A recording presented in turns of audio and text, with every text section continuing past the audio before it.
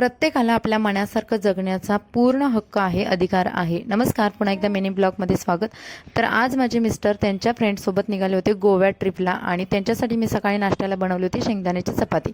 आता शेंगदाण्याची चपाती हा मेनू आहे ना आमच्याकडे आठवड्यातून एकदा किंवा दोनदा तरी बनतंच. तर त्यांनी सर्व आवराआवर केली आणि जॉबवरून ते तसेच जाणार होते. ते गेल्यानंतर मी घरात मस्तपैकी पूजा वगैरे आवरली. ते असले की तेच पूजा करतात. तर छान प्रकारे शणाला टिक्का वगैरे लावला, स्वतःला लावला, देवाला स्वामींना नमस्कार केला आणि दिवा वगैरे लावला. त्यानंतर शनायाचं बघा आम्ही दोघी बसची वेट करत होतो. शनायाला स्कूलला सोडलं, नंतर बेबीला छान प्रकारे झोपवलं, घरामधली सर्व कामं आवरली.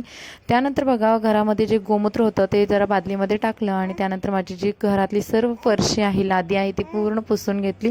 सर्व कामं आवरल्यानंतर बेबीसोबत छान प्रकारे गप्पा मारल्या. तर आमचा बाळसुद्धा छान प्रकारे बघा रिस्पॉन्स देतं.